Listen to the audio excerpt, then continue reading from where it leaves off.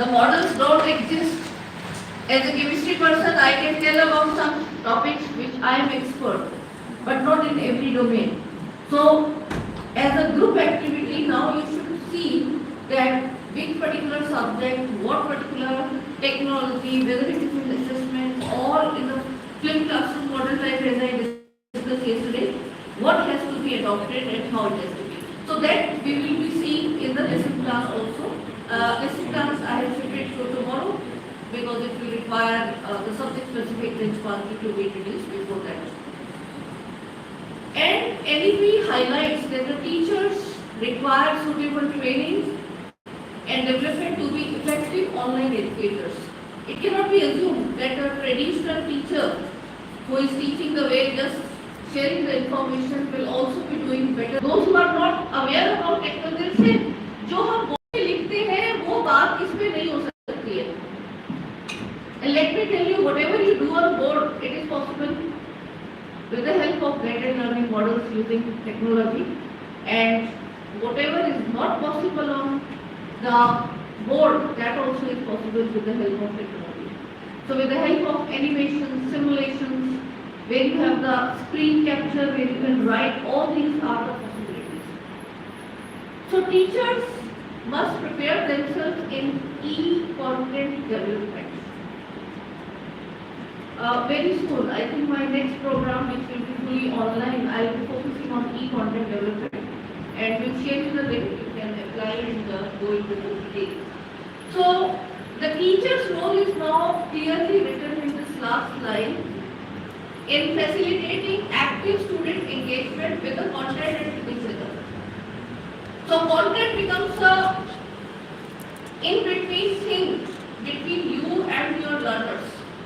So you have to ensure they are going through the content, they are doing activities, they are interacting with you, they are interacting with other students, and that is how the learning experience, the experiential learning can be implemented.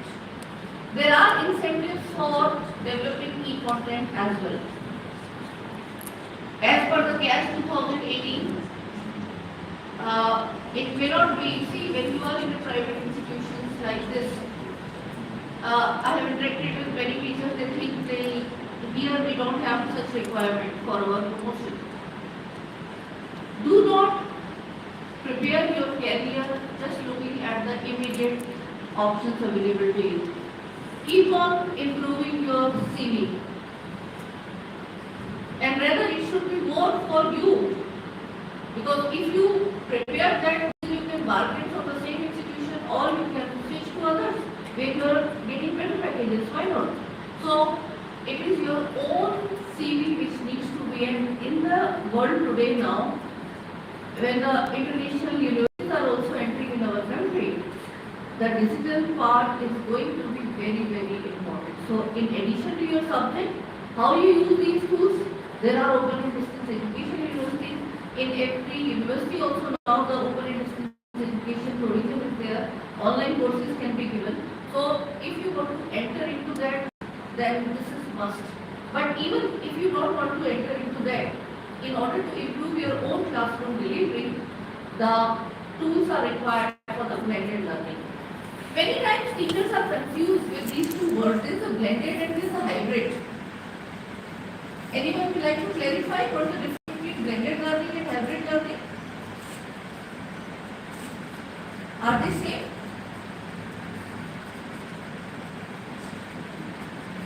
Yes? Almost, yeah, it is almost, but there is a difference. Okay, let me try to explain in a different way. See, the traditional classroom learning is when you were technology, that type of model. Only students are, you are interacting with the students when they are inside your class, that's all. When they have gone home, you don't even have WhatsApp, you don't have these learning management system, you don't have any Google form which you can share. So no technology. That is the classroom, traditional classroom learning. When you are not meeting at all, like when we conduct our online programs. So the participants or the learner and the teacher, they are not meeting physically. Everything is coming from online mode, it is the online learning. Now when you try to mix them, the mixing can happen in two ways. One is you are as a face-to-face teacher in your classroom, but some learning you want to give it as a homework, like flipped classroom model. You want to give a video which the students will come prepared, and then you take the discussion further in a face-to-face scenario. Or you are inside the class, you want to give a quiz in between using technology. So whenever you are using technology for your face-to-face students, that is a blended learning. It can be pre-class, it can be in class, it can be post-class. But what is hybrid? Hybrid is from the context of what type of learners are you handling as a teacher. So if you have some learners offline in front of you and some learners are online. Right now we are in hybrid mode. Okay, so some learners are online and some learners are offline. Now, what is the advantage of this? It's a very big advantage. Many students will be very sincere, but something happened either in their family or some circumstance that they are not able to attend that very particular class. And now you should be carrying this along with your mobile. Open a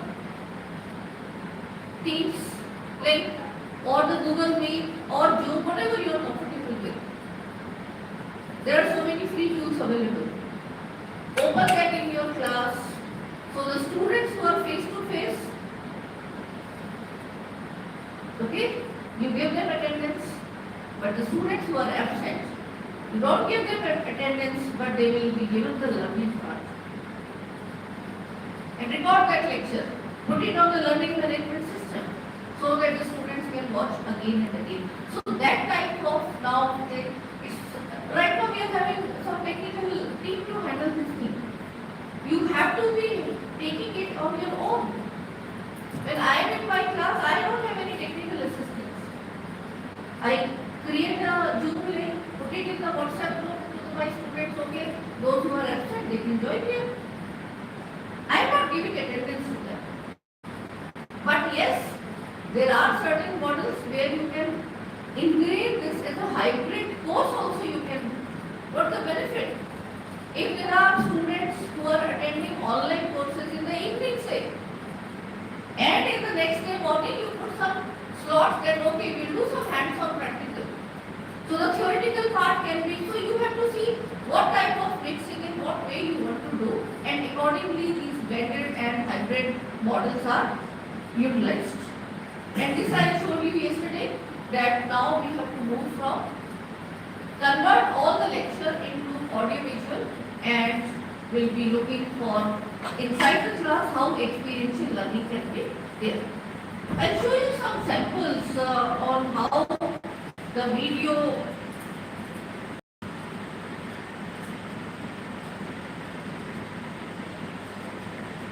this is one animation.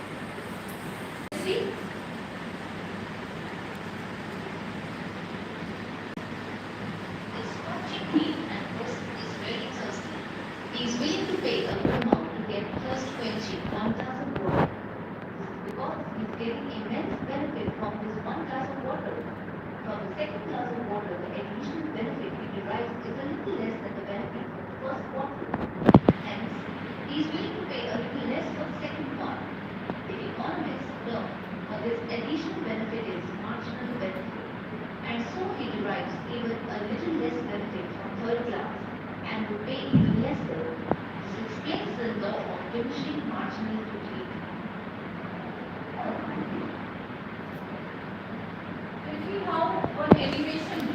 Makes the difficult concept so simple.